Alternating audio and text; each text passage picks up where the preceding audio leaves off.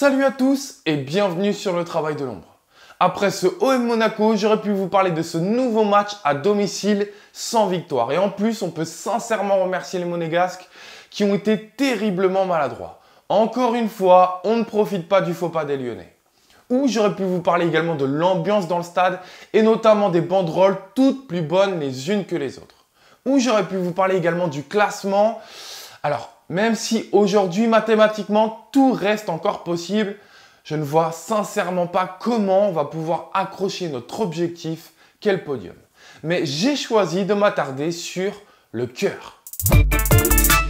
Je vais être honnête avec vous, après ce match, j'ai eu beaucoup de mal à me décider sur l'axe de travail pour mon analyse. L'aspect collectif, où on a oscillé entre le bon et le moins bon, l'aspect individuel avec de bonnes perfs et d'autres bien plus inquiétantes. Et puis je suis tombé par hasard sur la conférence de Rudy Garcia et là, j'ai vu rouge.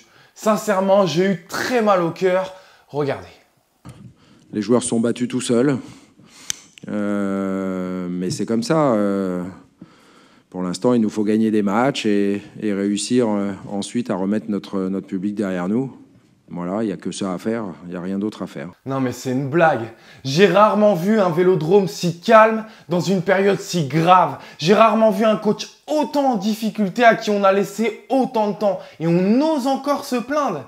Et puis s'il vous plaît, arrêtez avec les joueurs se sont battus. Dites on s'est battu. Oui, vous faites partie de ce groupe. Vous en êtes même le cœur. En revanche, vous avez raison. Ils se sont battus seuls, sans vous. Parce que cette rencontre, avant, pendant et après, c'est un véritable échec de votre part. Avant le match, avec la composition, un 4-4-2 à plat, avec pas moins de 5 joueurs qui ne sont pas à leur poste. Ça représente la moitié de l'équipe.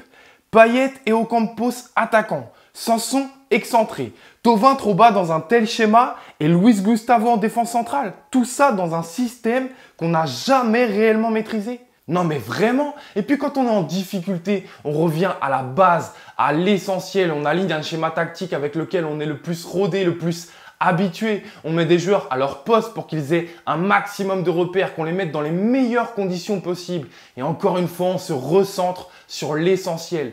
L'envie, la détermination, l'engagement, la concentration. Et puis, pendant le match, on tente de répondre aux problèmes que nous pose l'adversaire. On essaye d'y répondre, quitte à prendre quelques risques. On n'attend pas la 75e minute ou pire la 92e minute pour faire rentrer son attaquant et le terminer moralement. Et puis après le match, on est ensemble, on est un groupe, on est solidaire. Je le répète, le coach est le cœur de ce groupe. On ne débarque pas 5 minutes après sur le terrain pour affronter les supporters mécontents. En conférence de presse, on ne prétend pas mériter gagner ce match. Si c'est totalement faux, on fait preuve d'objectivité et encore une fois, on assume. Alors, si Rudy Garcia, le cœur de cette équipe, est défaillant, forcément, le cœur des supporters ne peut plus battre à l'unisson et forcément, ça se ressent sur le terrain. Parce que regardez, Monaco, chaque fois qu'ils ont frappé, c'est en plein cœur du jeu.